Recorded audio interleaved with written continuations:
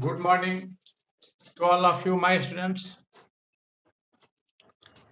We are going to read today last class of narration. Narration will be finished today. Understand? Only two rules we are going to read. First,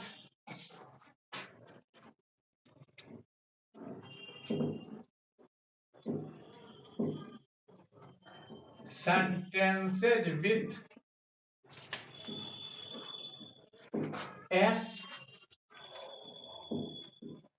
or no. वैसे बात जिसमें क्या आ रहे हैं, yes या no आ रहे हैं. ठीक है, पहले एग्जाम्पल दे रहे हैं, उसके बाद रूल दिखाएंगे, क्योंकि कुछ विद्यार्थियों को प्रॉब्लम होता है, पहले रूल लिखा देते हैं. पहले एग्जाम्पल ही दे रहे हैं. देखिए, ही said comma invert comma S या नो. पंक्चुएशन का रूल है, हमेशा याद रखिएगा. एस या नो कहीं भी लिटरेचर में, ग्रामर में या साइंस में एस या नो कहीं भी आए, उसके बाद कॉमा जरूर आएगा. क्या आएगा? कॉमा जरूर आएगा. He said yes, I am ready.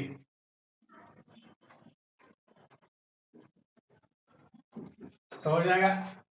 अगर एस रहेगा तो सेड टू टोल्ड बदल जाएगा रिप्लाइड इन द अफर्मेटिव में. Replied in the affirmative. और नो रहेगा तो सेड टू टोल्ड बदल जाएगा रिप्लाइड इन द नेगेटिव. ठीक है, हो जाएगा ही रिप्लाइड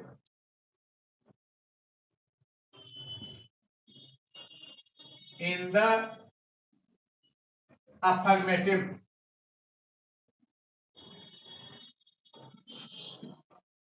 एस समाप्त हो गया. दैट अब आई है फर्स्ट पर्सन, तो सब्जेक्ट के अनुसार क्या हो जाएगा? He was ready.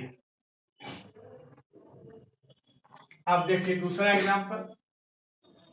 He said comma invert comma no I am not going to market now. Market now तो नो है, तो हो जाएगा replied in the negative. He replied in the negative that. तीनों समाप्त हो गए. आई है तो ही हो जाएगा. He was not going to market now का देन. ठीक है, लिखे इतना. रूल लिख लीजिए. लिखिए रूल.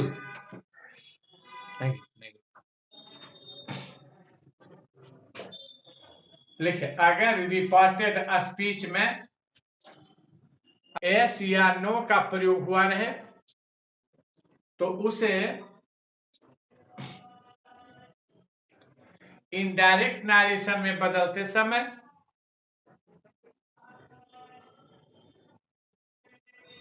रिपोर्टिंग वर्ब के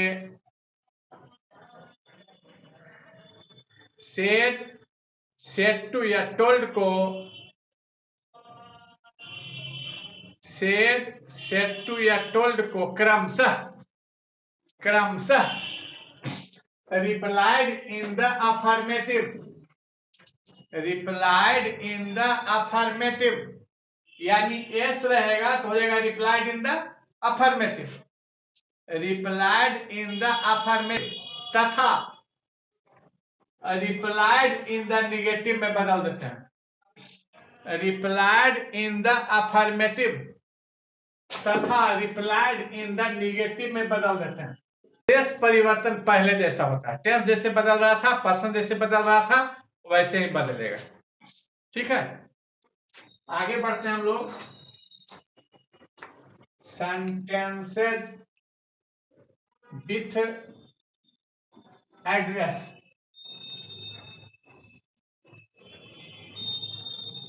ADDRESS, sentences with address,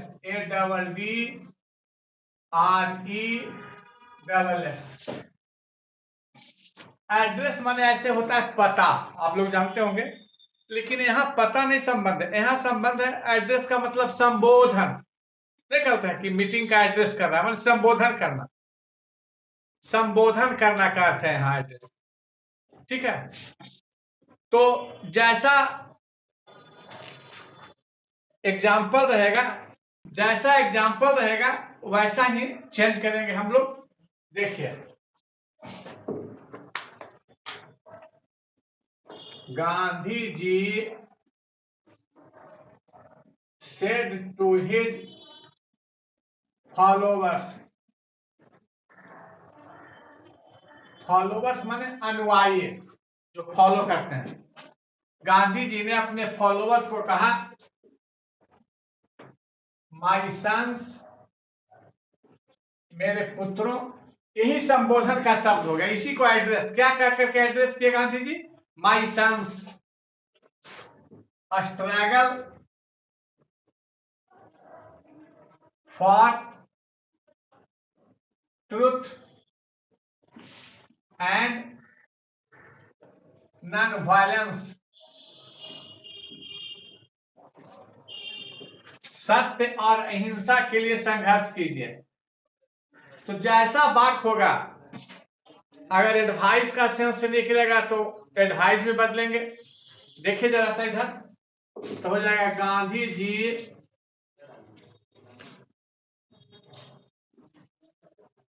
addressed, set to बदल जाएगा एड्रेस्ड में, हिज फॉलोवर्स,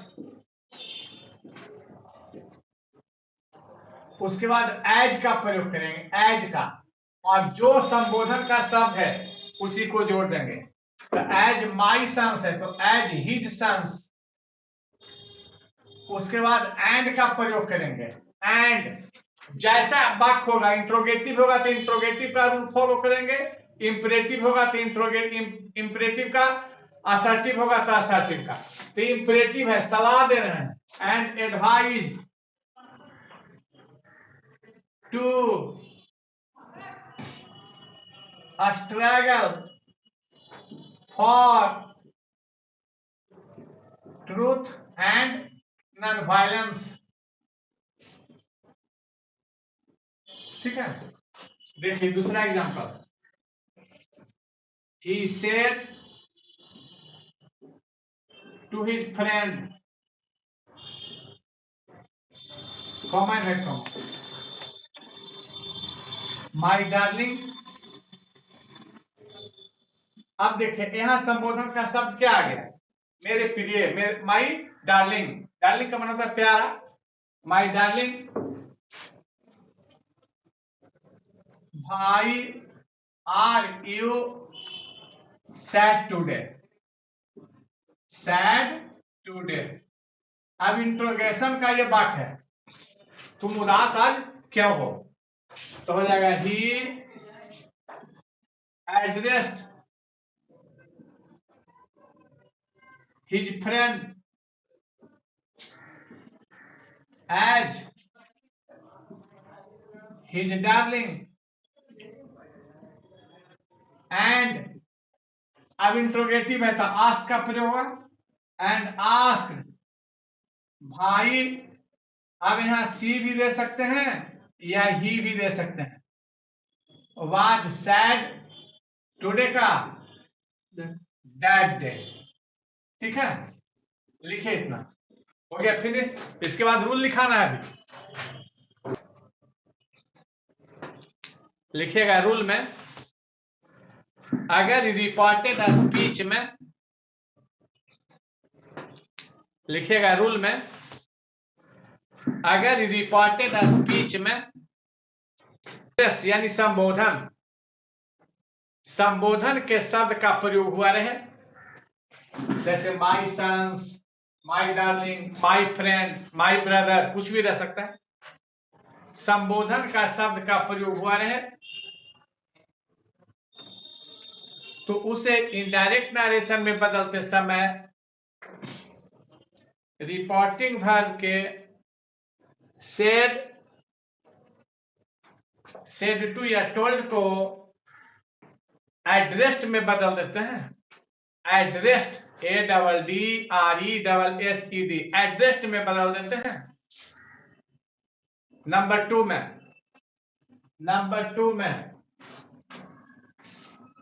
ऑब्जेक्ट का प्रयोग कर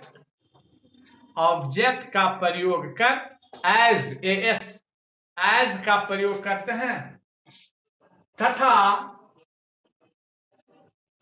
संबोधन के शब्द को जोड़ देते हैं। जैसे देखिए माई सन्स, तो यहां भी हो गया सन्स।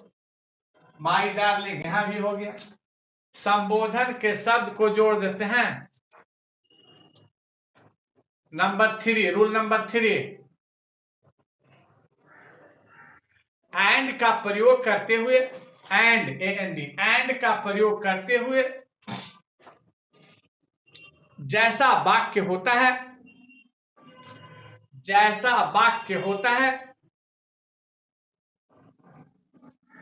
उसी नियम को फॉलो करके, उसी नियम को पालन करके इनडायरेक्ट नरेशन में बदल देते हैं। ठीक है, this is the last of narration. Now we are going to give some examples how question will be asked in examination. Question paper is in my hands and I am giving you, this is the question of previous year.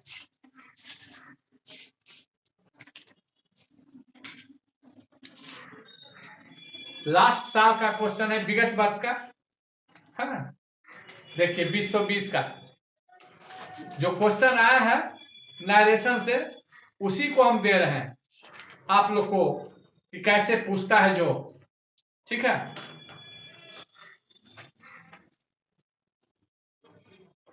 देखिए he said to me, comma and wait comma, will you post this letter for me? Will you post this letter for me? Interrogation. ठीक है, अब देखिए इसमें है choose the correct answer. Question ऐसे रहेगा, दिया हुआ बीच में, choose the correct form of indirect narration. ठीक है, अब देखिए ए पहला ऑप्शन है, he asked me if I would post that letter for him। दूसरा है, he asked me if I would post this letter for him। तीसरा है,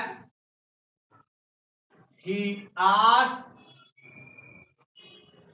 me if I will post that letter for him. चौथा है he said to me if I would post that letter for him. ठीक है, अब देखिए कौन answer होगा, जो कौन आंसर होगा पता चला कुछ? कोई लोग? ए होगा सही आंसर, ए। अब डायरेक्ट दो को बनवाते हैं खाली, बस लिखिए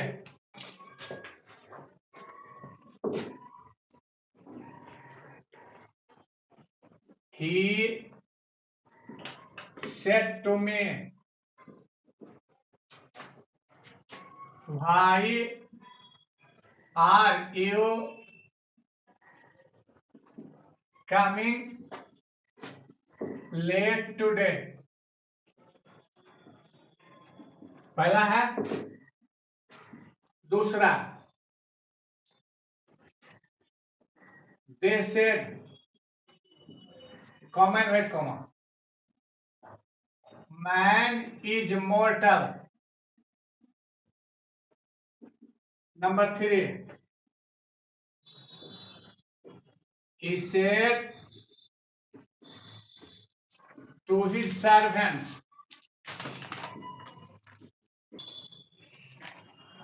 he said to me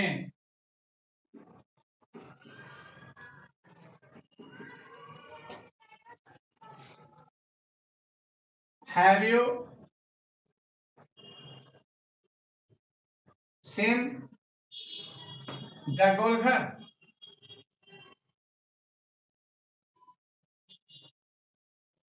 बस 5 बनाइए जल्दी जल्दी, बस आज इतना ही रहने देते हैं। Thanks to all of you.